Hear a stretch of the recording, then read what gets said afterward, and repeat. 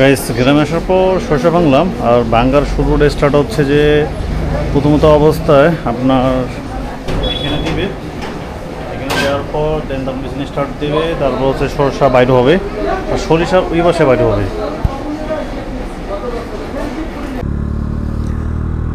So hello everyone, this is another new video.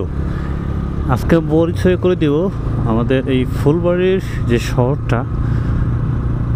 আগে এই রাস্তাটা অনেক ছোট ছিল, বলতে হচ্ছে একদিক থেকে আরেকদিক বাস একটা যেতেই অনেক প্রবলেম ফেস করতে হতো, কিন্তু এখন এত প্রশস্ত, যেটা হচ্ছে একবারে দিনাজপুর পর্যন্ত হাইওয়ে যেটা গেছে, অনেক বড় প্রশস্ত। এখন দেখতেই পাচ্ছেন যে আগে এই রাস্তাটা পার হতে অনেক জ্যাম লাগতো। আপনার এই ধরেন এই ব্রিজটা যখন পার হতাম এত সময় লাগতো যেটা বলার বাহিরে।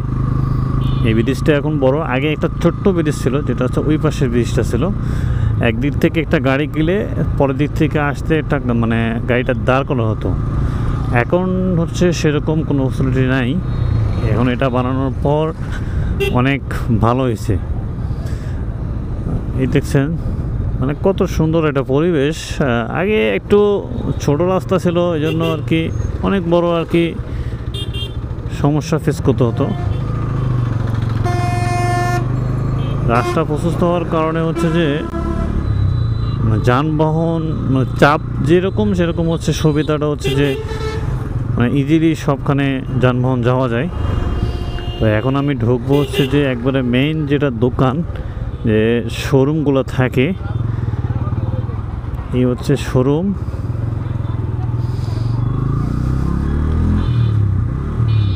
ফুলবাড়ি যারা আসবেন আমাদের দিনাজপুর ফুলবাড়িতে, এতে শোরুমগুলোর ভেতর এদিকে অনেক দোকানপাট আছে।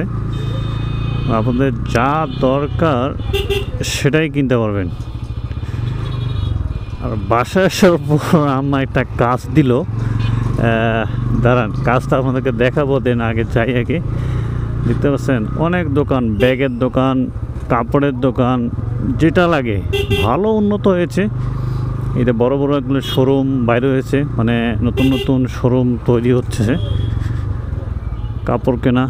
আর কলেজ লাইব্রেরি আমাদের দিনাজপুর ফুলবাড়ির মধ্যে হচ্ছে সবচেয়ে একটা বড় হচ্ছে কলেজ লাইব্রেরি। এটা অনেক বড়। আগে সেরকম চেনা জানা ছিল না, মানে হচ্ছে যে ফার্স্ট থেকে এটা চেনা জানা একটু বেশি। এই দেখুন ঢুকে এদিকে আগে, এদিকে অটো চার্জারের অবস্থা ঢাকা শহরে সব জায়গায়, আর গ্রাম অঞ্চলে আর কি থাকবে, বেশি থাকবে আর কি। আচ্ছা আমি কি ভুলে গেছি নাকি? এইদিকে যেতে হবে। ও মেলগুলো এইদিকে আছে। তো সরিষার এখানে আচ্ছা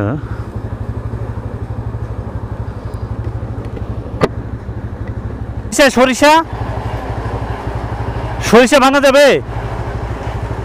সরিষা 15 কেজি। কত সময় লাগবো? এখন দিবেন না দেরি হইব? কয় টাকা করে কেজি? 13 টাকা না? আরে আমার আব্বা লয়ে গেছে। হ্যাঁ আমার আব্বা তো লয়ে যায়। মেশিন স্টার্ট দিছে মানে মোটর, আর এখন এইভাবে উপরে দিবে, তারপর দেন সরিষা কয়েলগুলো বাইরে হবে। যেখান থেকে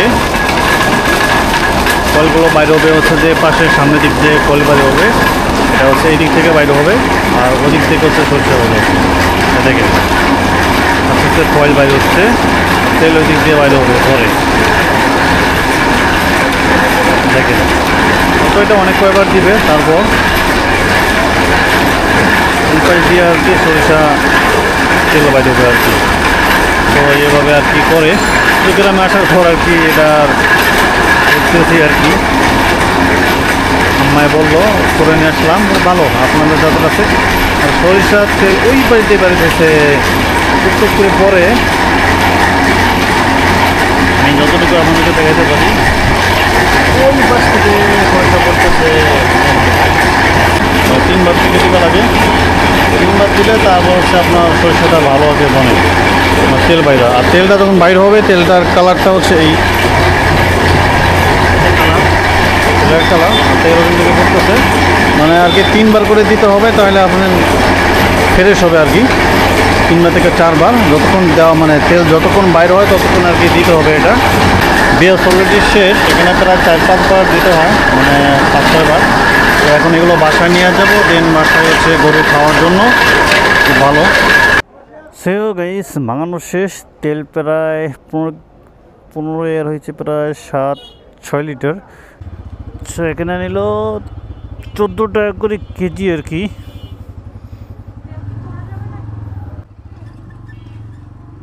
এখানে প্রায় নিল 14 টাকা করে আর কি কেজি। যাই ভালো করে মানে 4-5 বার আর কি দেয়, যতক্ষণ তেল আর কি বাইর হয়।